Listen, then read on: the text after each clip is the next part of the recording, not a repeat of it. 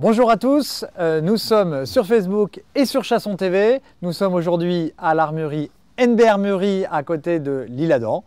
À l'Isle-Adam même. Et on va tester aujourd'hui une nouvelle carabine, la barre MK3 avec le busque réglable. Donc ici à l'Isle-Adam, chez NB Armurerie, il est possible de pouvoir tirer à balles réelles. Donc vous pouvez venir avec votre carabine, tester ici sur écran votre carabine, tester en même temps votre optique, tester en même temps vos munitions. Et c'est le seul simulateur de tir réel en Ile-de-France. Sylvain, on vous a vu tout à l'heure dans le magasin, on a discuté un petit peu, vous êtes un tireur Browning, donc ça nous arrange, et vous n'aviez pas testé encore la barre MK3 qui est montée avec une kite, donc 1.6-24. Et dans les différentes actions qu'on voulait voir aujourd'hui, que ce soit sur Facebook et sur Chasson TV, c'était Nicolas de voir ensemble quelle était la bonne position que devait avoir un chasseur lorsqu'il est sur un mirador au début d'une battue. Alors Nicolas, est-ce que vous pouvez nous montrer la bonne, je dirais, position que doit avoir un chasseur en attente et au moment du tir? Quand on arrive au poste, bon, la carabine est dans l'étui, on monte sur son mirador, carabine déchargée. On détermine bien déjà l'angle à peu près enfin son angle de 30 degrés et l'endroit où on estime tirer les animaux qui vont se présenter. Une fois qu'on a déterminé ça, on a bien préparé son poste quand même, on met sa jambe d'appui pour les droitiers, la jambe gauche, le pied gauche à l'endroit où on estime on va placer sa balle. On charge son arme. On attend toujours la carabine en l'air, hein, c'est quand même le plus sécurisant. Le doigt toujours le long du pontet, jamais sur la détente. Cette barre-là a un armeur séparé, donc on peut sans risque la garder comme ça, même chambrée. On arme quand on en a envie, enfin quand on estime que le gibier va passer.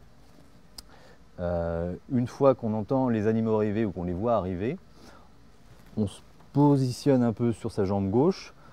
On estime l'endroit où on va lâcher sa balle, on épaule bien son arme, on appuie sa joue correctement sur le busque réglable et on appuie le plus progressivement possible jusqu'à temps de lâcher son coup en ayant penché son corps légèrement sur l'avant. Très bien.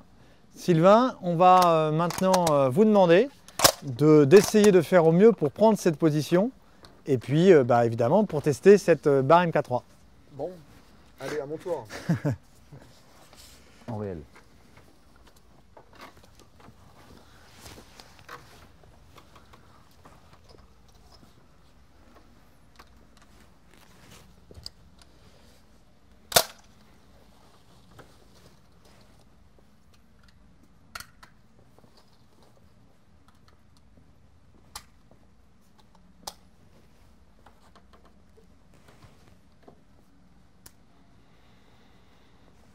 Allez, je suis prêt.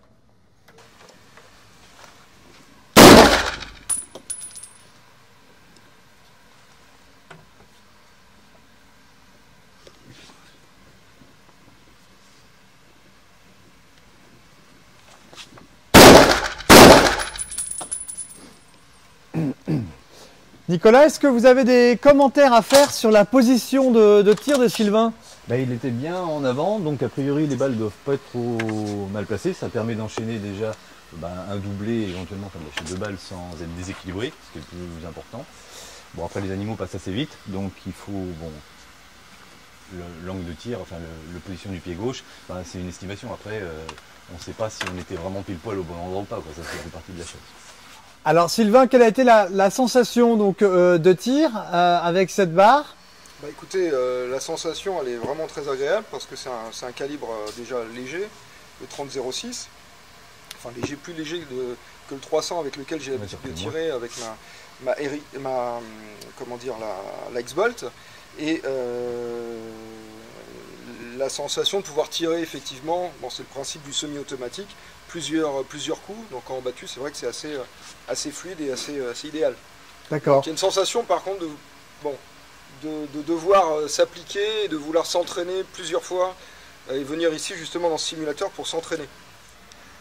L'important, Nicolas, là, c'était pas forcément la finalité. Ce qui était important, c'était la bonne position. Donc, il avait bien ouvert son pied gauche, on va dire, pour tirer au centre de l'écran, parce que c'est là qu'il les a tirés. Il était légèrement fléchi sur l'avant, donc ce qu'il faut, ce qui permet de compenser un peu le recul. La position d'attente était pas mal, moi un peu comme un tireur de parcours de chasse, on va dire, prêt à épauler. Ouais. Bon, la position était bonne, quoi. Après, il faut pratiquer pour être à la bonne vitesse.